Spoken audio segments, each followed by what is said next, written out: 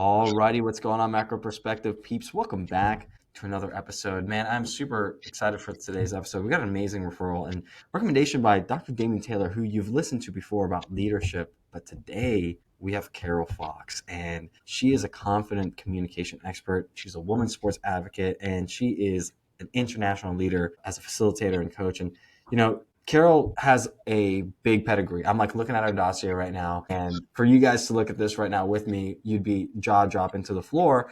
But Carol truly is known for being a dynamic leader, promoting equality, empowering women, primarily in like the sports performance world. And she has a bunch of accolades behind her. But she really just wants to help people build confidence, overcome their self-doubt, foster positive successful relationships in terms of their high performing teams and their communities.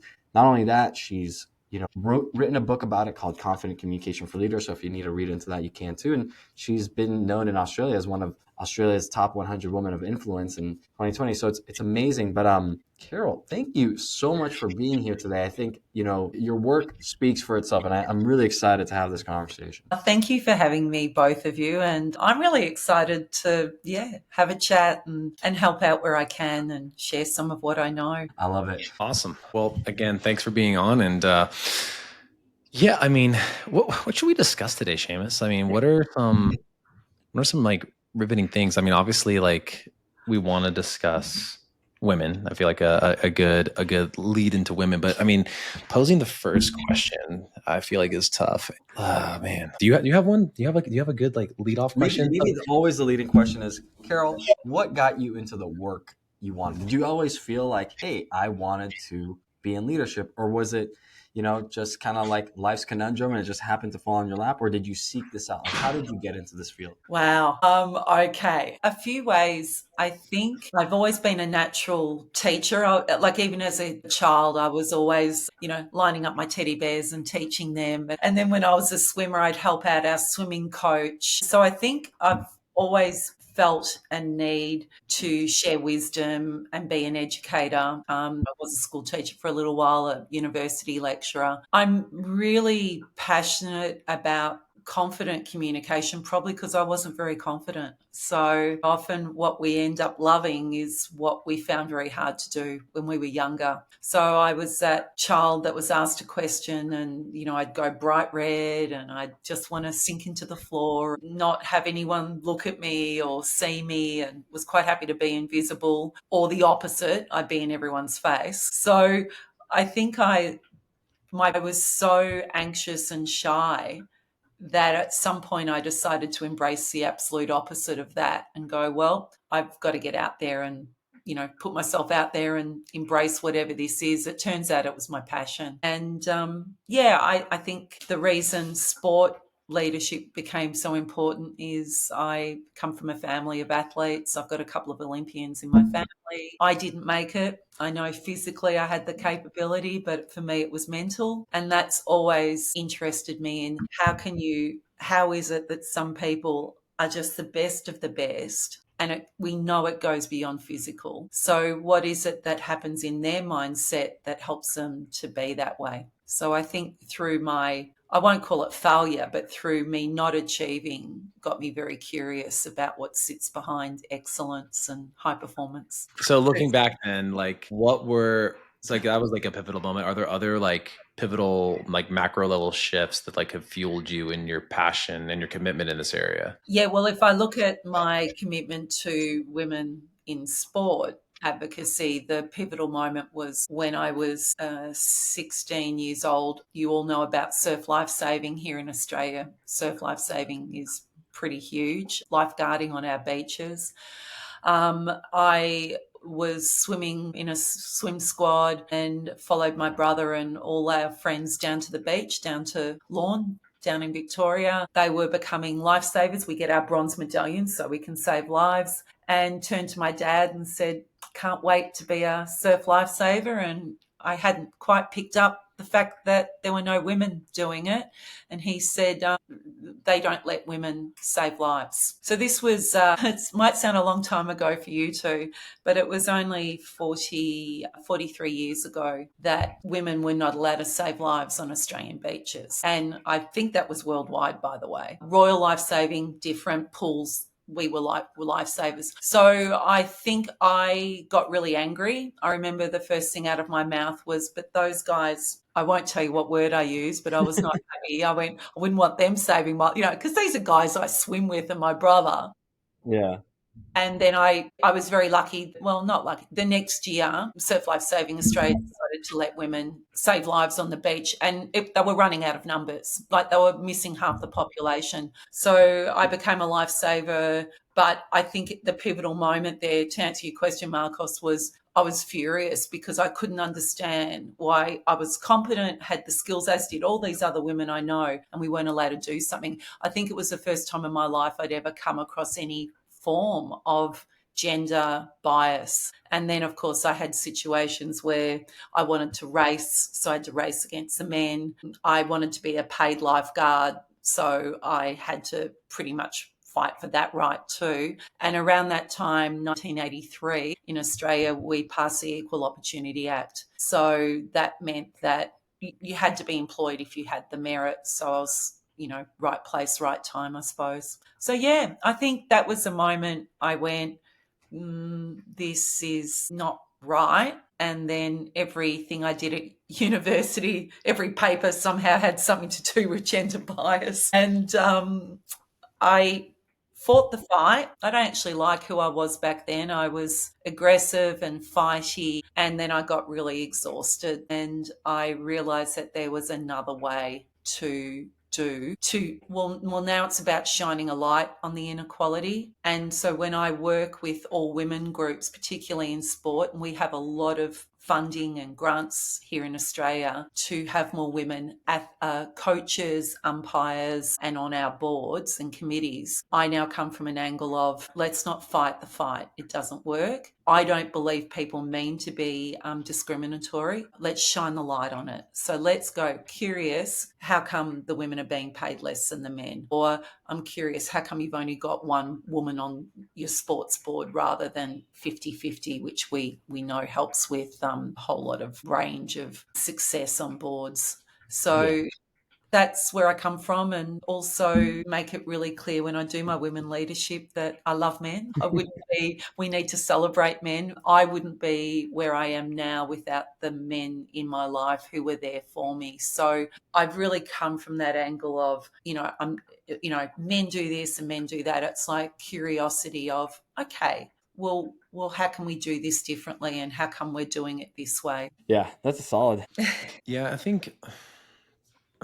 I guess Seamus and I kind of grew up in, Title IX, right? So for every male sport, there was obviously a female equivalent or counterpart. Obviously, that has continued to grow in the US for a number of years. And I guess for me, I'm not able to backdate myself to the 80s because I was born in the 90s, right? So Same. therefore, but again, there's probably some different experience and passion as to why you would be an advocate to try to get more women into those positions. And I feel like too, I'm not speaking for all men here, but men that are maybe of the old guard and in those old leadership positions still have that particular bias because that's kind of how it's always been. So how will it work if this is the new thing? But I think it also maybe gains if you look at it maybe dollars and cents wise, you get to capitalize on a new market of people that were previously probably interested in sport at that level. And because there was not really an outlet, maybe other than gymnastics and swimming or something that you know what I mean? I look back to the Olympics where I'd have to pull up way more data than I have in front of me right now. It just seemed more normal, in step, we'll go back to a CrossFit example in a sense here. But when it comes to that, I know that for what it's become was you have this kind of collective effort to just do hard things. And for me, it's always been it's a really cool experience because me and my wife both get to share in the suffering, even though it's I'm if you break it down and if it's a percentage of body weight or whatever those kind of standardization standards have been over the years and the numbers they get produced, there's a level of quote unquote fairness. And sometimes the women absolutely crush the men all the time. So, but I've always really enjoyed that. And I think now like we get to see the market really kind of shift in a way. And I think part of it too, that again, like you're describing merit too, like you have the ability to do it, like meritocracy and the ability to do the hard things and do the actual saving of lives, you know what I mean? Which is obviously a really big deal, right? I think sometimes too, you know, the newer age thing, like the biggest thing that comes to me is like, I think a lot of women right now might be griping a little bit like the WNBA versus the NBA, right? But that market is still new. It's like a brand new product. It's only really in its infancy stages. Like we go back to the NBA, those guys didn't make the amount of money they make today because of all the different deals with the broadcasting and all those things. It took time. And I do think it will grow in a number of years as like there's more women now buying women's jerseys versus men buying men's jerseys. It's just that like, you know, it feels a little unfair right now. And I get that perspective from some of the big name ladies that are kind of like talking about that. But, you know, I think it's hard to say. It's like, hey, like if you're running any business, like girls, ladies that are coming into this new sport that's emerging, you just got to give it time. Like if you look at the actual revenue that your business is bringing in, just like anything else, like, you know, you're making a percentage based on the earnings, right? They can only pay you based off of that. It's not like you know, you can't really compare. It's not an apples to apples thing quite yet. No, and it's a huge growth industry in the US. Like we know in Australia, when we start looking at sponsorship of women's sports, it is huge. And the businesses that get in now are going to make a fortune. And we are talking billions and billions and billions of dollars. So this is a new frontier for businesses. And here in Australia, we're aiming for we'll only get to 10% of what's possible in America with sponsorship once once they start broadcasting and giving us more equal time, which is happening, and the sponsors are on board, here we're talking, and I think the figure was 43 billion. That's like a tiny percentage of what's happening in the US. So this is huge. So our time's arriving. People do want to watch women play sport. And you and I, we could go through all the statistics and how people are starting to watch. And, you know, this women's team got more coverage than the men's. Look, I know you know my CV, but when I was president of Women's Sport Australia, we are the peak advocacy body for gender equality in sport in Australia. I always remember something I said along the way was, I can't wait for the day that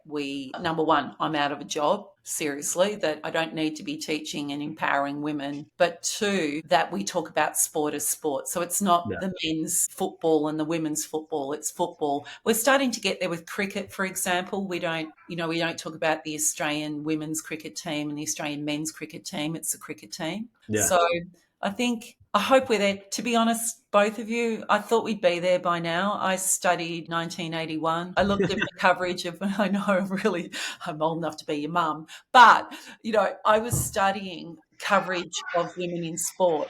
And the percentage of women coverage then this was in Victoria, in Australia, was 10%. It's not much more than that now. Okay. So here I am 40 plus years later going, we've still got a really long way to go. Yeah. And anyway, we are getting there, and we've got a whole generation coming through. And I think you'll probably appreciate this. I've got a daughter who's a surf lifesaver. She's come right through. She paid lifeguard. She became a lifeguard 40 years after me on the same beach. But her and her partner, who are in lifesaving, I remember it was International Women's Day and I was getting ready to do another talk. And they sat there on the couch and they said, you know, how come you still do this? All right, so they're 20. They're in their early 20s. And I just said, says both of you from a place of privilege. And they looked at me and I said, you haven't had to grow up with the discrimination, with being excluded. And I love that you've both asked me that, because it means that you don't understand why it needs to happen. And that's privilege. And then I pointed at her partner, Dion, and I went, Dion, you're a white educated male. So you are like in the complete middle of the privilege wheel. Yeah.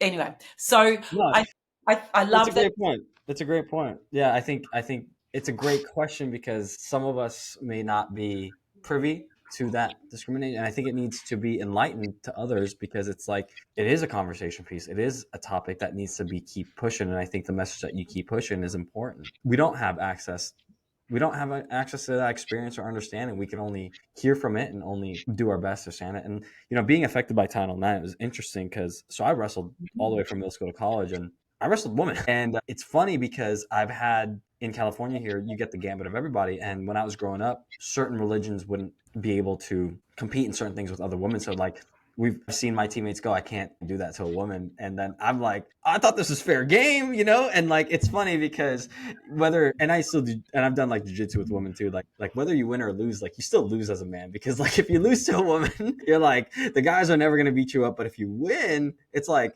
dude, what was that about? Like, I grow, but it is all fair and game and love. And it's an interesting sport because that's a 1v1 sport. It's a little bit different, obviously, especially like with jiu-jitsu and combat sports. It's a whole different dynamic. And like, I'm not even going to start with like transitioning athletes and things like that too, because that's going to be a whole different ballgame. I don't want to. Yeah, I'm staying out of that. Can I just say it's probably worth, if you can, just really do a quick summary of Title IX, because in Australia, there are very few people who actually know what that is. I only know about it because when I did my master's thesis, so it wasn't until I was doing my master's thesis that I studied Title IX and went, wow, this is amazing. So if we have got Aussie listeners, can you just quickly let us know what Title IX is? Yes. So, I mean, to break it down simply, it effectively means that for every quote male sport, there is a female equivalent. Like if I break it down into layman's terms, so there should be a 50% distribution of what, again, basically for if there's a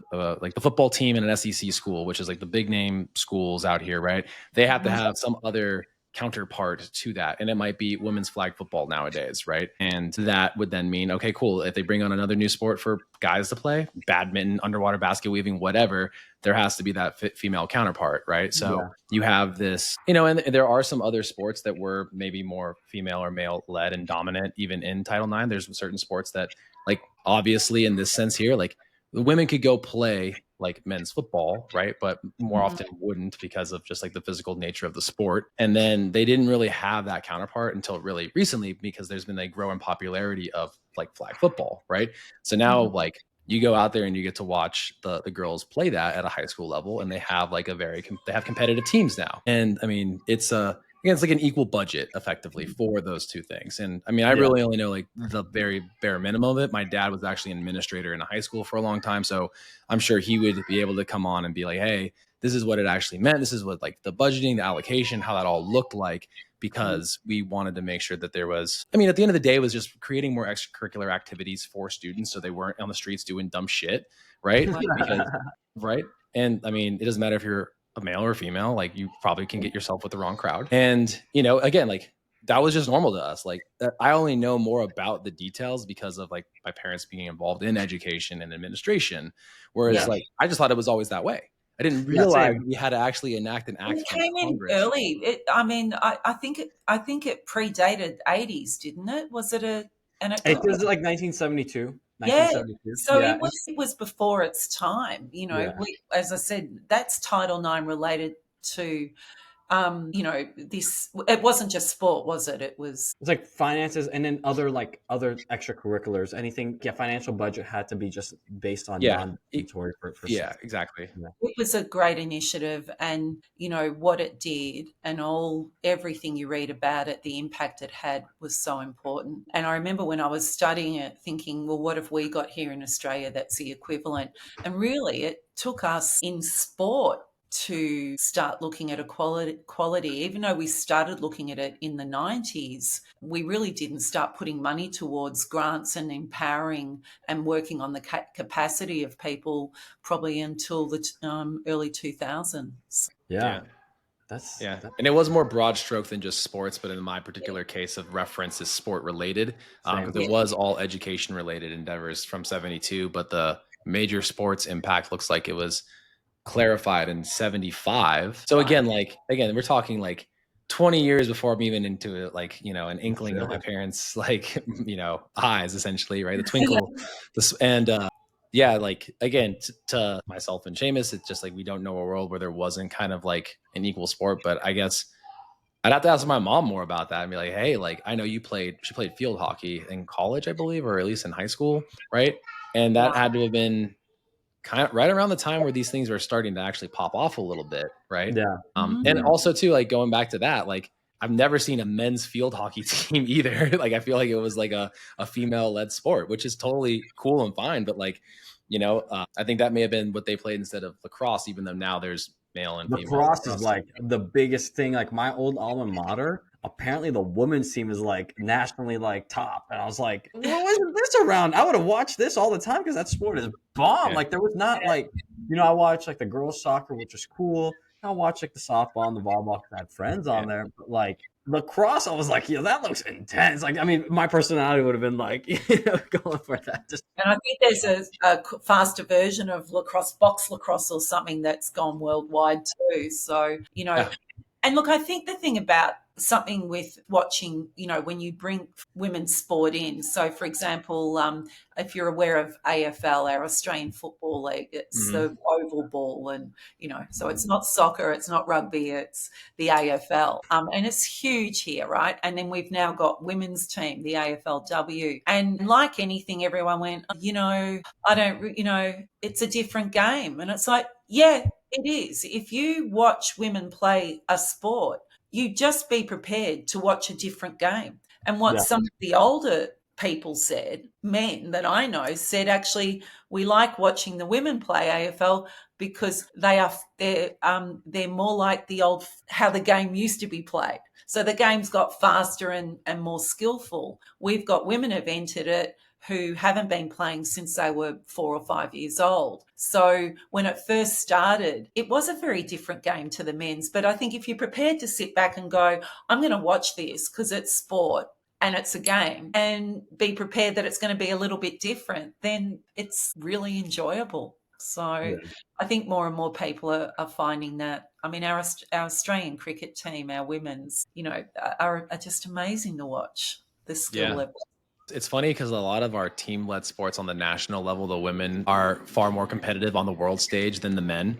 So when it comes to the Olympics, I'm more vested in the women for real, dude. Teams. What the women's Olympic team did this year with America, especially the track team, I was just like, there were superstars on superstars. I was like tuning in. I was like, I wasn't doing my work. I was like, put it on the big team. Yeah. I think at the end of the day, athletes at the Olympics bring in more medals than anyone. Our swimmers, I mean, our swimmers. Oh yeah. No lie though, Carol. I'm not trying to throw you under a bus here, but the hip hop category, okay? Yeah, now come on, guys. We are extremely creative here in Australia, and we take the piss out of ourselves. So I think that was if you ever had to pick a country could take the piss out of themselves, it's Australia. So we won that one. Okay. I think she did it as like a psychology experiment part of it too, right? Like she was like how to, again, I think there was more to it than meets the eye with that, and because we're all like, but classic Australians, there were memes out on that within 1 hour. Too soon. It's just like, yeah, she got lots of flack here as well, but I laughed. I just went. She was lighthearted about it. She was already making jokes like the next week, I thought. So yes, and that's when you've got people saying when we do new sports, oh, that's not a sport. I'm sorry, but if it gets to the Olympics, it's rigorous processes that they have to go through to get there, and a lot of those. It's just an interpretive thing. That's just the hard part about it. Like, wait, but I have, Carol, I need to bring something up here. What defines a sport to you? Look, yeah, I had a little bit of an issue with that. I was like, that one's a funny sport. Look, it's about excellence, right? And it's about having 2 Olympians in my family, and I've also got a nephew who's a Paralympian swimmer currently. I can see the dedication, the effort, the excellence in them, and I think when we talk about the Olympics and a sport for the Olympics, it's a sport where we are celebrating that dedication and excellence. So breakdancing, if that's what it was celebrating, then it deserves to be there. There's plenty of sports that miss out on every Olympics. So, in fact, surf life saving, we're pushing for 2032 to be there as well. So, yeah, I think a sport's just anything that we do where people are trying really hard, and we can celebrate that. Oh, Yeah. We might get CrossFit there. Well, to me, it's like weird because I think there's some of these Olympic sports that have judging. And I think as soon as there's like a judge and not a clear indicator of a winner of who's better based on like a point system, right? Like an actual, like you score points makes it a little like more difficult because it's subjective at that point. I know like, Yeah, right? can I say, but how long have gymnastics has been in the Olympics?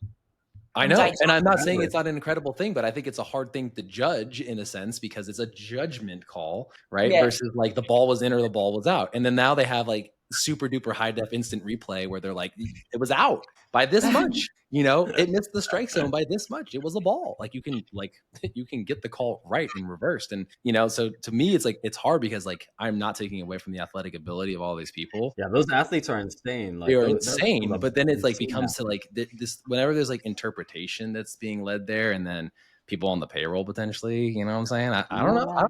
Yeah. We would always hope that they're coming from a neutral stance. I Yeah. mean, it's like surfing, Yeah, exactly.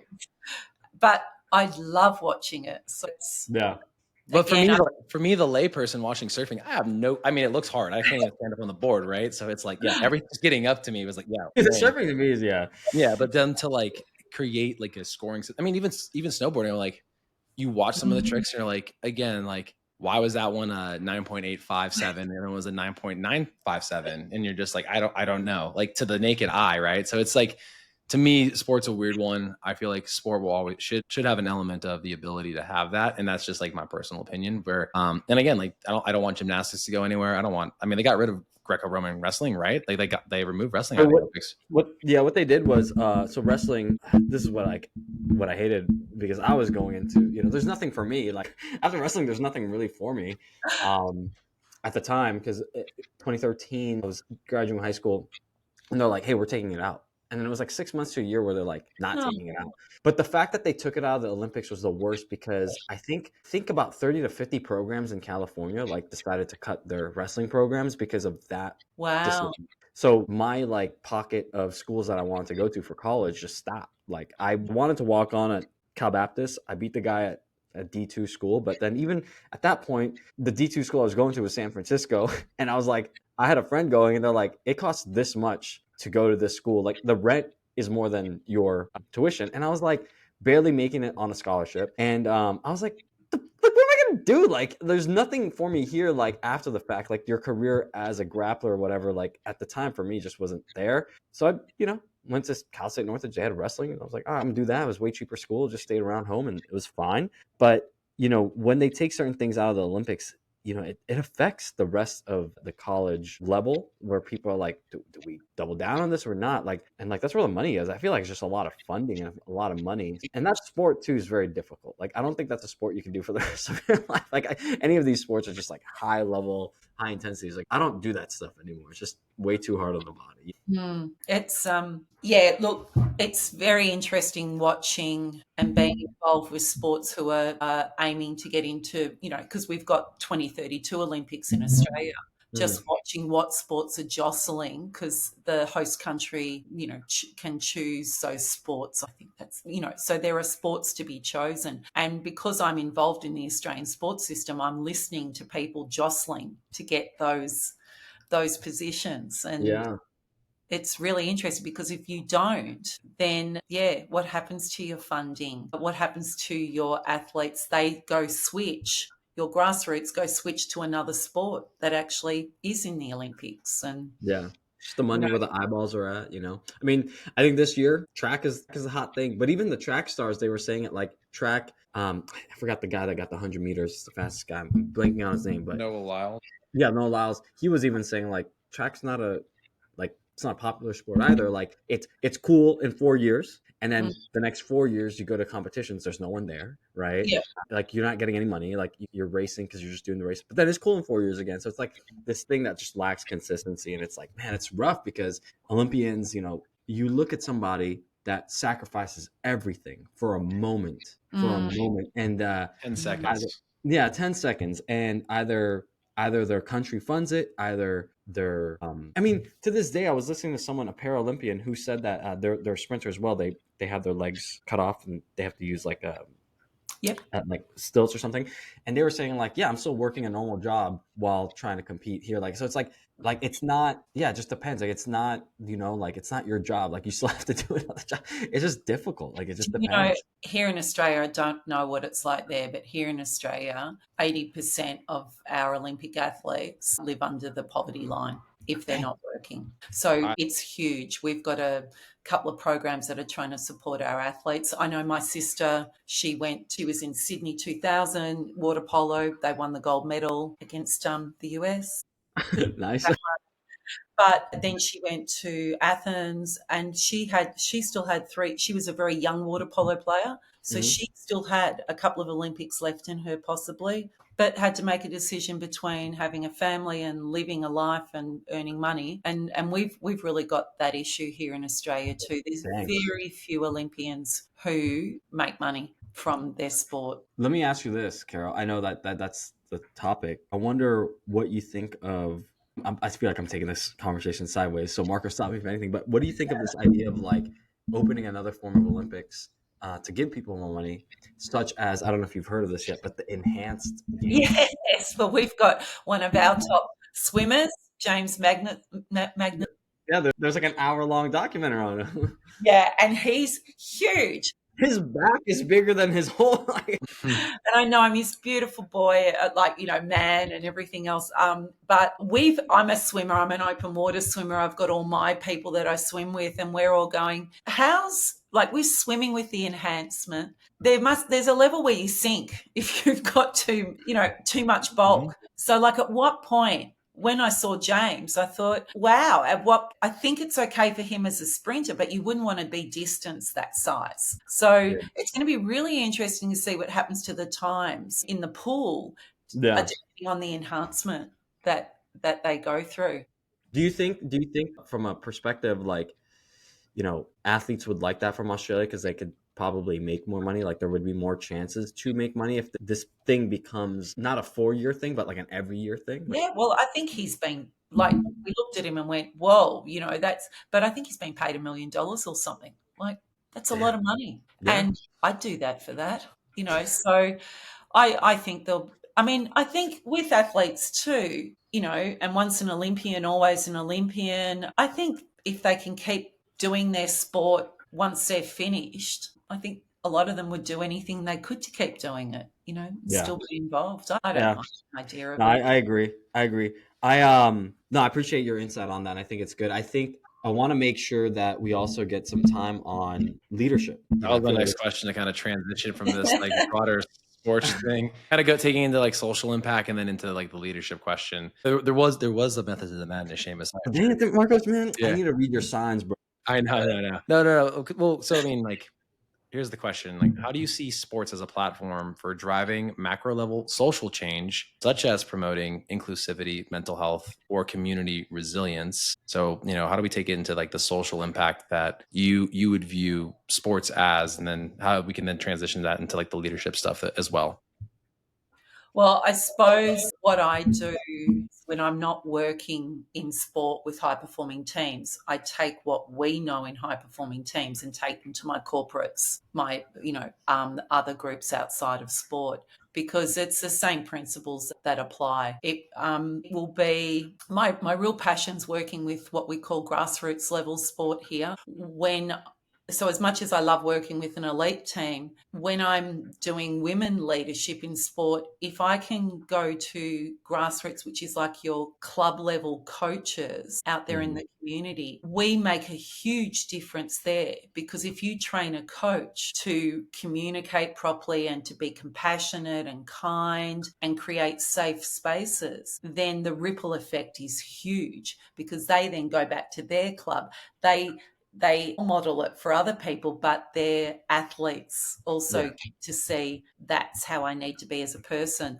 So I really love working with coaches, sports coaches, because they have such a huge impact on so many people on how they turn up. And so, lessons from high performance sport and high performing teams are really relevant for all of us, because it's about a high performing team hasn't got time to stuff around. being mean to each other, colluding, what we call below the line behaviours. Well, how many places do people work at where there's that going on and people don't feel good and then they don't want to go to work and then they're not performing at work? Yeah.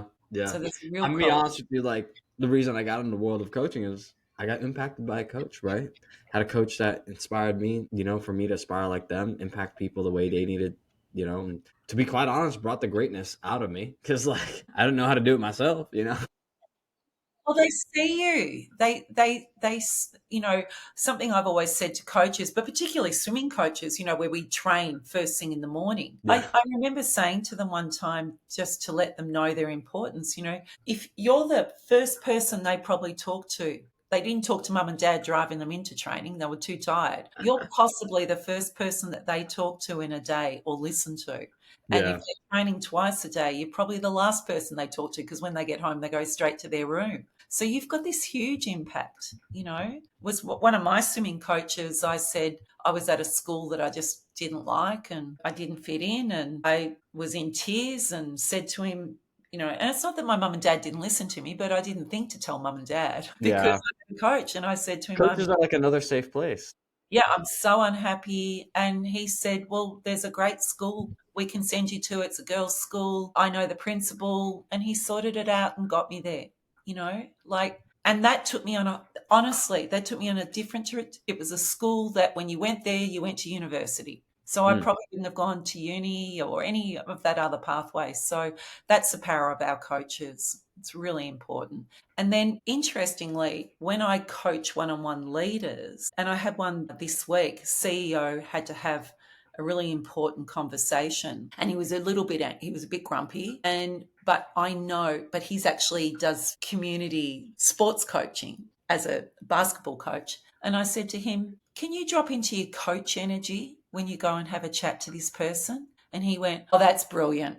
That's a completely different energy, isn't it? Okay, yeah, because I wouldn't tell them, yeah. And you could just see him go bang, very different energy. Yeah. Yeah. One thing my coach said years back, God, were we going I guess it's like 15 years ago. He's like, boys, I'm gonna tell you one thing. They put their underwear on one leg at a time, just like you every morning when they came out here to play. You can beat them. You know what I mean? It was just like, okay, end of coach speech. And it was just like his little bit of humor snuck in there. Plus like, well, yeah, you're right. They're not better than us. We can only we're perceiving them as better than us. We're not giving us a fair shake unless we just get out there and play the game. They got 2 legs, 2 arms, and a head. Basically, yeah.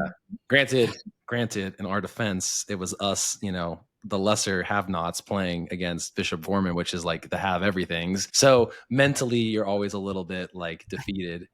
But yeah, maybe we could ask Carol here. Like, how do you deal with that. that? We all love an underdog story, but like the underdog does feel it. Like, I remember, this is kind of like when you look at somebody, there is that envy. Like, oh, this team, they have it. They got the budget. They got the new tools. They got the new stuff. And like, I'm over here with the same shoes, or we don't even have the right. They get to go to more tournaments and get to do more stuff. They have a nutritionist on the team. Like, when a team looks at another team and goes like, they got all the bells and whistles, like, how are we going to beat them? Like, yeah. And yet, how many teams have come as underdogs and won? So it's their mindset. So something I teach my coaches to work with their teams. If their teams turn up and the second we buy into that team's better than us, they've got more gear than us, all of that, we've lost our game. Yeah. So I work on something called a reframe tool, and the power of the coach is that if you two came to me and said, that team's better than us, look at their, they've got better equipment or whatever else, I wouldn't say to you, no, they're not, because then I've disagreed with both of you. What I would say to you is, well, what if that's going to make us better? And then I walk away. Or I say, get out there. So what we're doing with a reframe and the big what if is we're reframing people's reality at that time without possibly them even knowing. Because whatever you focus on, you'll get. If I think someone's going to be difficult, like think about it, umpires and referees, everyone complains about them, right? But if you two come in and you're complaining about them, your performance goes down Yeah, because all the time. I mean, all the you time. have I language. remember, yeah. I feel like it's like also groupthink too, you know, like with the umps and like even like at baseball games, like it's a freaking ump, bro. Watch the ref. Like I feel like people give them slack and like it's this energy that comes and it like affects the mind of the players and it's like, yeah, it is the ref. And it's like, but it's right. I feel like it's like having to be like, okay, this is the reality that we're in.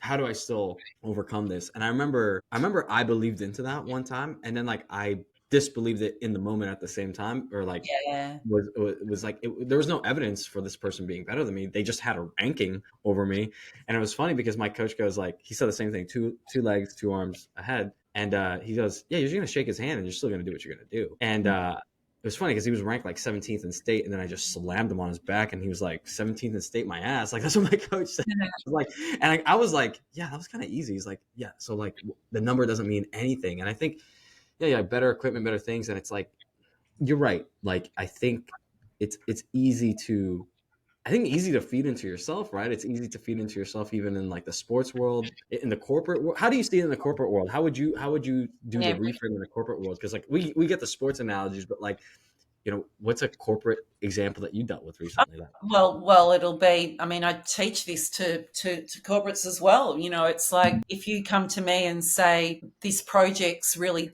going to be difficult. So, say I've just given you all a big project, and you both sit there with your slouched shoulders, and you're not feeling very motivated. Oh, this is going to be really hard. I don't then turn around and say, no, it's not. I've disagreed with you. What I will say is, what if this project's going to be a lot of fun and we're going to get through it quickly? How would we make that happen? Now, there's a whole lot of theory behind this, and I usually share it when I'm in my workshops. But what that question forces you to do is to find all the other possibilities apart from the one that you're currently on. So your reality right now is a tiny, tiny piece of a total possibility of what's out there. So if you're focusing on a difficult client or something being hard, your subconscious mind then goes and finds the evidence to support that. So a reframe tool is reframing your mind to go, instead of, this is going to be hard. If I say, as your coach, as a manager, what if it's easy? How would we find that path? You yeah, could still consciously disagree with me, but your subconscious mind now starts to go, maybe there is another way. And then both of you come back to me 2 hours later and go, Carol, we found another way to do it. And I'm just like, yeah, I want to say, I told you so. But I just go, that's great, guys. Off you go and do it. Now, yeah, there's also another reframe tool, and Seamus, this is kind of what you were talking about there. There's a personal reframe too. So the one that I talk about is a 3-word reframe, and it actually comes from Michael Singer, The Untethered Soul, beautiful book. beautiful, Bill. Stunning book. And I'd been teaching it for a while. A basic reframe was, we talk about imposter syndrome and I'm not good enough and all of that. A bit like you with that other player. So if I say I'm not good enough, my 1-word reframe would be, I'm really good at what I do, or I'm capable, or I'm competent. But it was when I read Untethered Soul again, I hadn't read it for years. He mentioned he calls it a 3-word mantra. And the 3 words go even deeper at reframing what you've just told yourself. And, he talks about neural pathways, and this is what we're doing. So in my workshops, I'll often say, I want you to come up with your 3 words. So, for example, say I've got a group of women coaches and maybe they're not feeling confident or whatever. What are your 3 words? How do you want to be? I want to be capable, I want to be competent, and I want to be grounded. Whatever those words are, right? They're your 3 words that when things start going crappy and people are questioning you, inside voice goes, and you have a voice that goes, whoa, I don't belong here. I'm competent, I'm capable, I'm grounded. Now, 93% of what we communicate is through our body language and our voice. So whatever we're telling ourselves up here comes out through that. And we can override what our body language and our voice does through our self-talk, through our own reframes as well. So when people say, can you talk about imposter syndrome? It's like, yeah, 3-word reframe, because the imposter syndrome will come from us. And the biggest story most people have is a version of I'm not good enough. And it's a Yeah, little voice, and it kicks in at about 3 o'clock in the morning when you're reviewing something or whatever else. And that's the voice that we want to start to override and retrain, because it's not true. We all have so much to offer. And then some of my coaches have gone and taught their teams that, which I love. And one shared recently that they all got their athletes to come up with their 3 words. And then her whole team went off and they came up with the team's 3 words. And then they're in a sport, they're on the oval, and they were calling them out. Hey, strong, competent, capable. And she's listening to them going, what are they doing out there? And they were reframing each other with their team reframe. So quite beautiful. They're never going to let that one down. Like, that's going to be a key moment for them for all time. Yeah. That's why I love teaching coaches. Yeah. Yeah, something I was listening to today was talking about that exact thing. Like if you fail 99 out of 100 times and you focus on the failure, if you reframe it to like, it only took me 100 opportunities to get my one success, right? You got to knock 100 doors to get that one sale, and your goal is to hit 2 more, go knock 200 doors, right? Like reframing it as like, okay, it's just the body of work. I know if I do that thing, then it leads to that. And again, not that they were using words to kind of describe those things, but like the power of the mind and the power of like my reframe tool today. Client was like, yo, I want to have on my high training days, I want to eat some extra carbs. I was like, okay, cool. Eat the extra carbs on those days. And then your average we'll see what it nets out to being on your tracking sheet. And then she messages today. She's like, I can't do it. And I was like, okay. She's like, can I just like, how can I make it so that the days tell me what my different numbers are? And I was like, well, you got to pay for premium, or you can just set it to the higher total and eat less. She's like, mine was blown. Literally reframed it as like, oh, duh. Like if I'm under, psychologically, that's okay. But to be over feels like I'm doing something wrong. So immediately I go into this reframing kind of coaching strategy where I need the positive reinforcement of the brain. And I was like, that darn brain getting in the way of your gains. And she's laughing. She's like, yeah, but I'll give this a go before I have to, pay the extra money for the app. I was like, boom, I just saved you $100 consulting fee. Thank you very much. There it is. I'll take the 10% fee. I appreciate that, because like I don't know. Imposter syndrome is an interesting thing to me. I mean, I feel like I know I've felt it, and I feel like I've done it. I don't think I've just felt it as strong as other people sometimes. I've always just reminded myself, like, I'm in this room because I'm needed here, Like I just that's how I tell people, like, if they're dealing with it, I'm like, there's a reason why you're in that room, like you're needed there, And I've always, it's interesting. Like I do feel confidence. And there have been moments where, like, I think maybe the most recent imposter syndrome probably was speaking on stage earlier this year, where I'm speaking against 4 other people that were like, and then I said to myself, like, I was like, oh, I maybe this is the example. I was like, oh man, no one's going to come to my speech because I'm not like a chief medical officer or founder of a company. No. And I like rewired myself. Like, nah, people are going to come to my speech because this shit's important. Like, my shit is important. I'm just going to put that out there. So I feel like the moment I feel it, I call myself out. So, a lot of people don't, though, Seamus. And this is where this is the power of what we have to share is that, and I think it's about being real. That I still have those thoughts. I have never stood in front of a room and shared my tools and pretended that I use them every single time. My children will be the first to stand up, and in fact, one of them did. I remember my son. Both. He's 33 now, and he was helping me out in one of my conferences, and someone went up to him, and I heard it. And someone went up at lunchtime and said, it must be amazing having her as your mother. He said, oh, she doesn't live that at home. I tell them that. But even I didn't think at my age I would still have that little voice that kicks in sometimes, and, the version of you're not good enough. I think what I've noticed recently, though, is I don't tend to go down that rabbit hole as much. When I saw all of the people who you've been talking to on your podcast, and I probably would have in the past gone, oh, who am I to be there, which we do. I just went instead and went, cool, look who they've been. Oh, aren't they amazing? So I've kind of switched that. I don't know if that's a bit of wisdom and getting older. No, we appreciate that. No, thank you so much. I think that's great wisdom.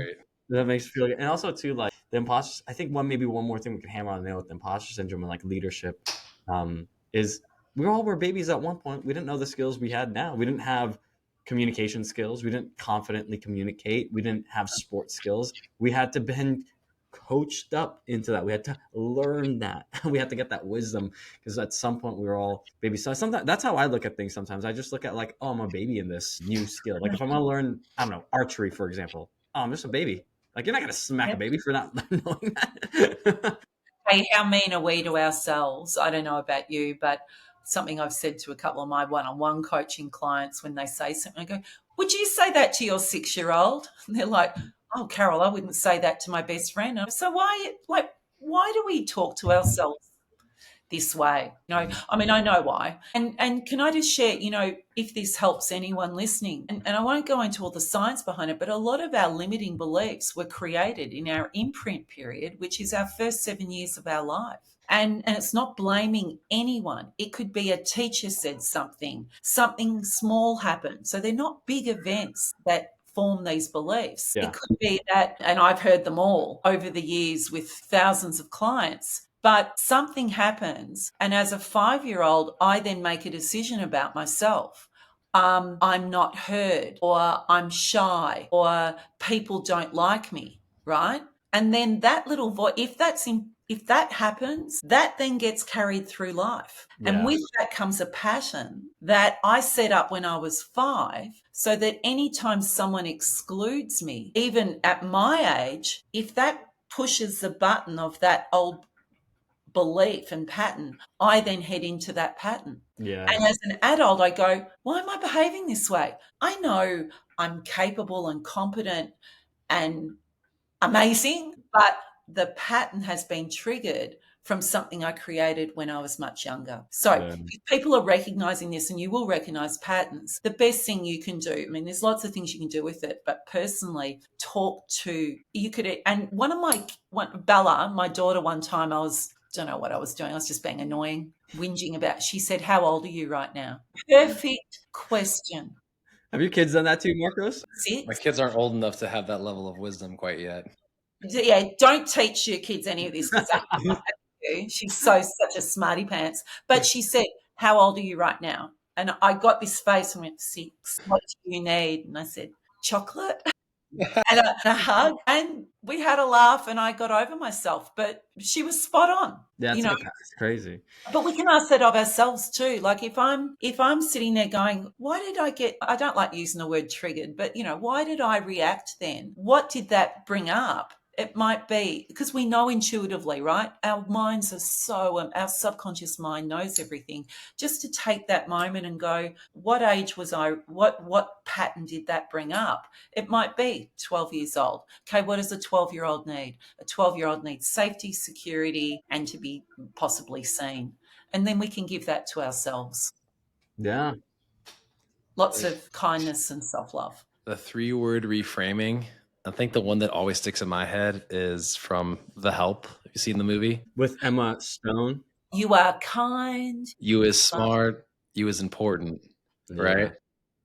I just got goosebumps. That great movie, dude. It's like 2012, man. What a callback. You were so well, I mean, it became iconic between that, like, that literally is that reframing to that, like, pivotal moment. And obviously it's also going through a whole different arc of, tumultuous times as well. But like that line has like kept on permeating through my head as you're talking about this reframing. And I was like, that one like knocked it out of the park, because it's literally like being kind to yourself. You know that you're smart and you know that you're important. And like, again, you're talking about a very similar strategy to that. And then I'm just thinking like, damn, this movie is literally just like, boom, coming up in my head. In the feels, baby. What about that? I hadn't linked it, so thank you. I often show little video clips in my workshops and that, so it might be. There you go. There you go. I just mentioned Mark. Hey, that's my gift, is being able to connect these ideas, and bring it down to these levels that like seem whimsical and pop culture fun. I don't watch a lot of movies either, so why I watched that one, I feel like, in all honesty, like again, it came out in 2011, so I was a senior in high school. So why would I be going to watch that movie in particular? Someone had to have been like, you have to go watch this, Did you watch this like someone you were trying to date in high school, and they're like, I love Emma Stone. Definitely not the woman I was dating in high school, Seamus. This is not be in her wheelhouse whatsoever. No, she was a totally different. No, that was not her movie. But the power of the can't watch movies and not take notes and not go, oh, that's a perfect example of, a convincer filter or whatever else I'm teaching, which is quite, there's so much neuroscience and psychology before it. And the idea is to teach it in a way that people understand it. But then to have a clip of it. And I've got the one I share with that is an Austin Power, when I have an Austin Powers movie. So we're watching the movie and I went, that was a 3-word reframe. And my husband rolls his eyes and goes, okay, we'll record. Like there's so much out there and examples. So thank you for bringing that one to me. I really love it. I I love hadn't it. love it, but I hadn't made that Connection, right? I know. It Yeah. just like kept on permeating in my brain and thinking of that. I was like, damn, that is it. That is literally her having that same kind of moment. And I think too, the like you just said, like the ability of some writers' nuance to have this deeper meaning behind things. Again, like the subtleties of like a Christopher Nolan film, like apparently like someone's like, go watch it again. But like under this impression, I was like, I did not catch that because I'm only there for the entertainment value. Because I don't like watching stuff twice. Usually watch it once. But a lot of his movies, I have actually gone back and watched them a few times now as I've gotten older. You need a few rewatches, Marco. What'd you say? You need a few rewatches with Nolan. I know that. Well, yeah, because they're usually very dense and then there's other like layers to it. But at the end of the day, too, like I'm the type of person that like my memory, like there's it's not perfect, but like there's the almost like a photographic kind of reel of that. Like I've only watched Tenet like one time. It was when we had my daughter. So I remember everything that went on in the movie. I don't remember all the deeper things. And then I went and like was like someone's like, oh, you know that like these things are going on. I was like, I had no idea what was going on in the movie. It made no sense to me because here we are about to have a baby, right? But I remember that the movie was going forward and backwards at the same time. And then I just went to the online thing and like actually like read through it. I was like, oh, that's genius. Like that's like really brilliant. So the ability for people to interweave deeper messages to it, that you can grab so much out of it, even if it is like a sci-fi film or something along those lines, and they can be very grabbing like culturally. And yeah, I mean like the themes and the ability to like recognize how whatever character development there is and something that they say, and that like especially like leaders in movies, right? Like I'm sure that you probably like if you're watching a movie, you're analyzing that level, like how the person's speaking or how the writer convey that, and is there a message there that I can then bring to these younger leaders and like you said in the grassroots organizations. And you're absolutely right when you mentioned that. I was just trying to listen to you, but like it got me into my son's part of like an academy, right? A club, right? A soccer one. And you talked about referees, and we had all of us parents felt so bad because our first game 7v7 was this weekend, right? 6 on the field, 1 goalie. First game, the ref screwed us miserably. Like he made one call, it changed the whole, it was like the inflection point of the game. It was a draw. It should have ended in a draw. One call, they score 3 quick ones after that because they got some, advantage basically. The advantage was because 2 of their players ran into each other and fell over. And we're like, what? And then we're all like, mother effing the ref and whatever. And I was like, in all the kids then, like you just said, they're learning from you. They're taking that energy. They're like what? Like, this is not fair.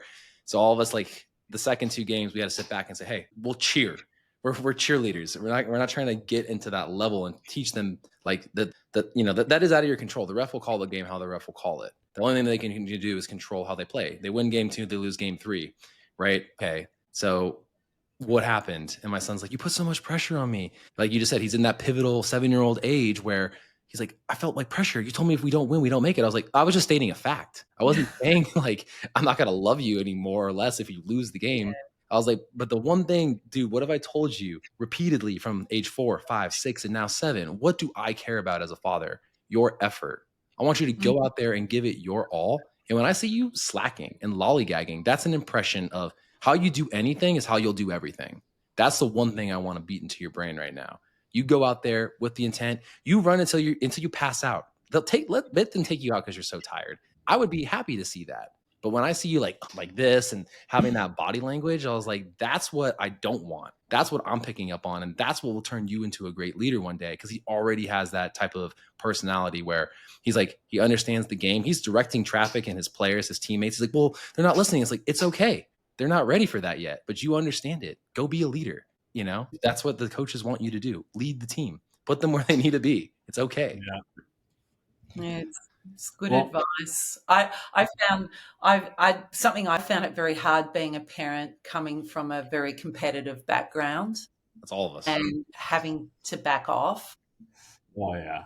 And so I think I kind of went the other way where, and I have to say this, that my mantra for my children was, and it still is this way, I actually don't care what you do with your life and whatever success is or not. All I care about is that you are kind to yourself and you are kind to other people. That's the rule. Yeah. That's it. And I think that's freed them up so much to, they don't have any expectations on them. I mean, they constantly surprise me with what they're doing, but it's how you are as a human, and something I love about sport, it creates really good citizens. Sport and volunteering create great citizens. And if my children are good citizens, I don't really care how they go. It was hard though, Marcus. It took me a long time to be able to step back, and it was good. Bob, my 33-year-old, he didn't like sport, so he went into music and everything else. Or I found it very hard to watch because she started doing life saving, which was my sport, and I had to really. You had to like not micromanage. She's like, oh, I would do it this way. I remember, well, she was actually, I got my husband, I learnt my lesson. She was only 6, and we have something called nippers. So it's our little lifesavers, and they had club championships. And I got down the beach a little bit late. They'd already started, and they were doing something on the beach. They're called beach flags. And she was building a sandcastle. And I went down and I said, I did not come here to watch you build sandcastles. At which point my husband grabbed me by the ear and said, get up there, up to the clubhouse right now, get off the beach. Meanwhile, people up at the clubhouse were watching. They only because they know me, and I went up with my head down and they said, did you say something that you weren't meant to? And I went, yeah, I'm not loving this competitive stuff. So I really had to learn. It took me a long time, but I had to go, that's it. I'm not going to get involved anymore. Yeah. Yeah. Well, I try not to coach my son. I try to be almost a tutor, because Seamus knows that I love that. I love being the supplemental aid. And like my son kept on, he's come over here during this episode and it's like, when are we going to go kick the ball? I was like, after dinner when it's not as hot. And it's like, I want to be the tutor. I want to be the one that connects the dots. I don't want to be the first passive information with them. I want to help support it. And I'm like, dude, I want to be able to build up that ability. And then just like my dad did, like he may have been a little more grueling than I was, but he would force it. I'm trying to just, like you just said, to have him autonomously want that on his own, right? Feed into that, foster that. And it's like a really difficult thing because, look, I know that the best people to probably nurture him are probably me and my father, but we'll care the most. We know the games. We know how to do it. My dad has won at a very high level, as a youth coach for many years. He has accolades for it, right? And I'm just like, but we can't, because he's not going to be receptive to us. Yeah, you gotta be careful. Yeah, and then this differing methodology. Yeah, but we have this new differing methodology, Seamus, right now, and we'll end it here. Like, how do you expect kids to go have fun and play something when they don't know the rules, right? Yeah. They're like, oh, it's free and creative. I was like, no, there's still a fucking rule set. Like, I want to know the kid is being taught. They need boundaries. They actually need boundaries. They do, right? They go to adults, by the way. So precisely, right? Like, we all tend to operate better when we have standard operating procedures, how things should be done, right? Timelines, even if they're self-imposed, right? You got to govern in some way, shape, or form. So for our kids to go out there, and I shit you not, Carol, kickoff. We've never practiced a kickoff inside for soccer. And so they just stood there, whistle blew. And we're like, all the parents are looking left to right. I think it goes back to what you said. Maybe Carol can enlighten us on this, but too, is ownership. Like you said, letting your kid take ownership. When your son Zeke was directing traffic and doing all things, I bet you when he knows the boundaries innately within himself and he's teaching it, and having to teach the game, the others will feel that and oh, okay, they're getting the rules, not from the parents, but within themselves. And it's like, okay.